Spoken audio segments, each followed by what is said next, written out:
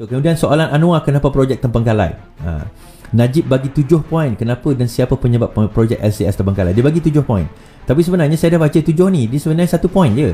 Tapi kononnya banyak lah bila 7 ni kan. Ni bila orang tak kerti berhujah, dia kata banyak lah. Okey. Dia kata projek ini diberikan kepada syarikat Bustad milik LTAT. Bukan diberi kepada syarikat swasta Koroni. Bermaksud LCS bawah kawalan Bustad LTAT atau TLDM. Bukan di bawah Koroni atau pihak swasta. Itu poin pertama dia. Saya cakap tak ada masalah. Tabung haji pun di bawah tengok excited sangat. Tabung haji pun di bawah tabung haji. Siap ada undang-undang akta lagi. 1MDB di bawah menteri di bawah MOF. Kan?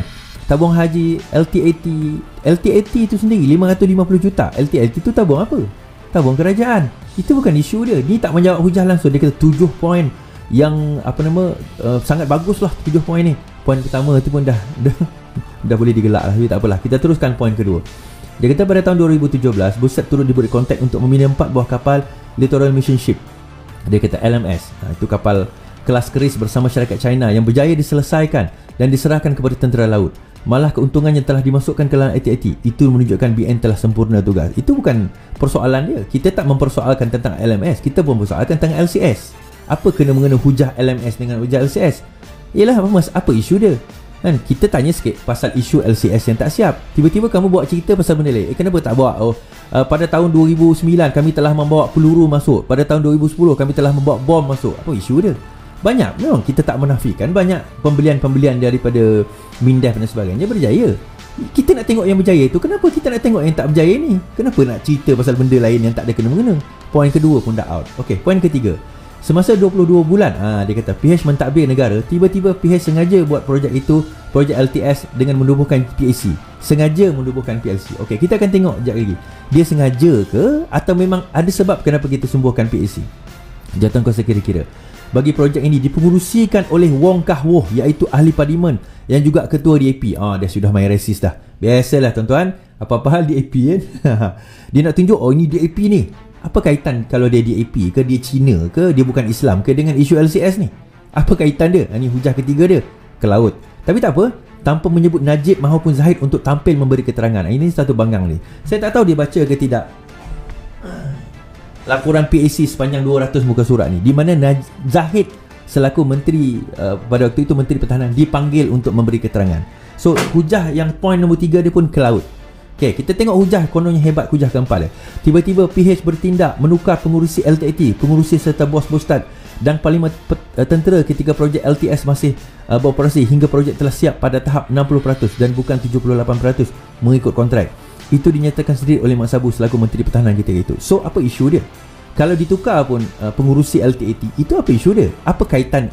Adakah menukar pengurusi LTAT itu ataupun panglima pada waktu itu memberi kesan kepada projek tersebut, akan melambatkan lagi projek tersebut? Kita akan tengok sebentar lagi timeline dia, apa sebenarnya yang berlaku, dan tonton nilaikan sendiri. Tak ada kena-mengena. So poin keempat, 1, 2, 3, 4 4 poin ni memang semua ke laut dah. Okey, kita tengok poin kelima dia, konon poin hebat dia kan.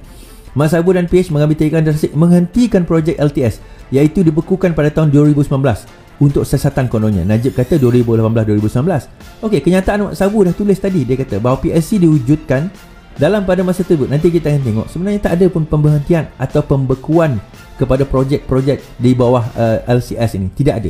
Sebaliknya, apa yang berlaku adalah dia drawing yang diminta, dia tukar daripada satu jenis kapal kepada Gowin, nama kapal tu, daripada apa nama jenis kapal tu. Ada satu design yang dia buat pada 2011 yang ditukar oleh Zahid daripada satu jenis kepada jenis yang lain, menyebabkan pada waktu itu design yang baru itu tak dapat lagi dia punya apa orang kata, what do you call that, the design tu.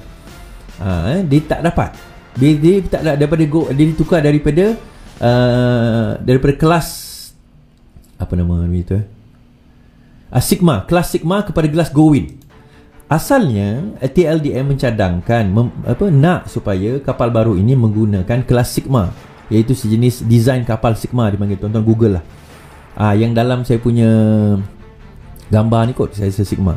Tetapi apa yang berlaku adalah pada tahun 2011 juga Zahid kemudian menukar daripada Sigma kepada Gowin. Gowin Class ni adalah sebuah syarikat sebuah jenis kapal daripada Perancis. Sigma dia daripada Belanda. Now, kenapa Zahid tukar kepada Perancis? No, menurut Rafizi dia kata Perancis ni adalah yang terlibat antara lain, kalau tuan-tuan ingat Skopin. Tuan-tuan ingat Skopin tak? Itu Perancis tuan-tuan.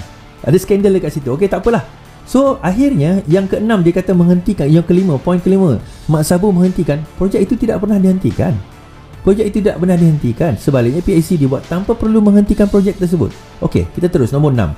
Mak Sabu pada masa itu dengan bangga berkata pihak akan sambung balik projek, tetapi dia kata ini aku tambah sikit, bila usia kerajaan DAP itu genap 22 bulan setelah banyak projek PN dijual, dibukukan, ditukar milik, tiba-tiba tak ada kerajaan DAP tersungkur tergolek dok. Dia kata Mak Sabu kata dengan bangga PH akan sambung balik projek itu. Dia bukan isu sambung balik. Dia pada masa itu perbincangan dia nak continue atau tidak. Projek itu continue berterusan sebab dia ada delivery pertama sepatutnya pada tahun 2019. Pada Mei 2019 sepatutnya LCS 1 sepatutnya sudah di-deliver, tapi tak dihantar, tak siap lagi. So siasatan dia buat.